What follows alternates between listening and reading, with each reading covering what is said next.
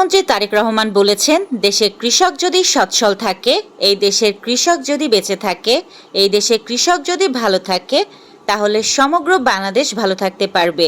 টাঙ্গাইল শহরের শহীদ মারুফ স্টেডিয়ামে আজ মঙ্গলবার দুপুরে কৃষক কার্ড বিতরণ উদ্বোধনী অনুষ্ঠানে প্রধানমন্ত্রী একথা বলেন। দুপুর 12:15টার দিকে তিনি কৃষক কার্ডের উদ্বোধন ঘোষণা করেন। পরে টাঙ্গাইলে 15 জন কিষাণীর হাতে কৃষক কার্ড ও গাছের চারা তুলে দেন। প্রতি বছর পয়লা বৈশাখে হালখাতা খুলে যেভাবে সব বকেয়া পরিশোধ করা হয়, সেভাবে জাতীয় জীবনের সব বকেয়া পরিশোধ করতে ক্ষমতাসীন বিএনপি সরকারের প্রতি আহ্বান জানিয়েছেন জাতীয় সংসদের বিরোধী দলের চিফ হুইপ ও জাতীয় নাগরিক পার্টি এনসিপির আহ্বায়ক নাহিদ ইসলাম। তার বিবেচনায় এই বকেয়া হচ্ছে জুলাই সনদ। স্বরাষ্ট্রমন্ত্রী সালাউদ্দিন আহমেদ বলেছেন, মাদক এখন ভয়াবহ সামাজিক ব্যাধিতে পরিণত হয়েছে, যা দেশের যুব সমাজকে মারাত্মকভাবে বিপদগামী করছে। অবৈধ পথে মানব পাচারও বেড়েছে। কক্সবাজারের টেকনাফ, উখিয়া উপজেলা সহ দেশের ঝুঁকিপূর্ণ এলাকাগুলোতে মানব পাচার ও মাদক নির্মূলে শীঘ্রই বিশেষ অভিযান চালানো হবে।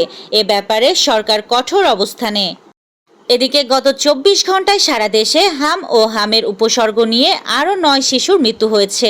এর মধ্যে একজন শিশুর হামে মৃত্যুর বিষয়টি নিশ্চিত করেছে স্বাস্থ্য অধিদপ্তর। বাকি 8 শিশু হামের উপসর্গ নিয়ে মারা গেছে।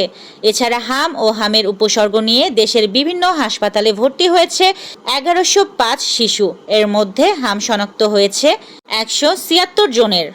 এবার কিডনি চিকিৎসক কামরুল হাসানের হাসপাতালে চাঁদা দাবি। প্রধান আসামি মঈন সহ 3 জন রিমান্ডে। ভয়কে জয় করার প্রত্যয় আর অসাম্প্রদায়িক চেতনার আহ্বানে সারা দেশে উদযাপিত হয়েছে বাংলা নববর্ষ 1433। গান, কবিতা আর বর্ণাঢ্য শোভাযাত্রায় মুখরিত ছিল রাজধানী সহ সারা দেশ। ইরান যুদ্ধ চলাকালে মার্চ মাসে রাশিয়ার তেল রপ্তানির আয় প্রায় দ্বিগুণ হয়ে দাঁড়িয়েছে।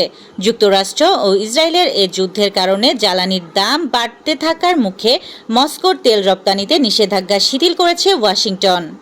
এদিকে মধ্যপ্রাচ্যে শান্তি ফেরাতে আন্তর্জাতিক আইন সমুন্নত রাখতে হবে বলেছে চীনের প্রেসিডেন্ট। এবার বিশ্ব ক্রিকেটকে রাজনীতিকরণ করায় ভারতের তীব্র সমালোচনা করেছেন উইজডেন। বিশ্ব ক্রিকেট প্রশাসনে ভারতের রাজনৈতিক হস্তক্ষেপের সমালোচনা করে উইজডেন আরও বলেছেন, বর্তমান পরিস্থিতি ক্রমে অরওয়েলীয় হয়ে উঠেছে। এদিকে মুস্তাফিজের শূন্যতা পূরণে আইপিএলে যোগ দিয়ে পিসিএলে 2 বছর নিষিদ্ধ মুজারা বানি। এই ছিল আজকের শীর্ষ সংবাদ। ছিলাম আমি ইয়াসমিন লিভা, সুরমা টিভি 24।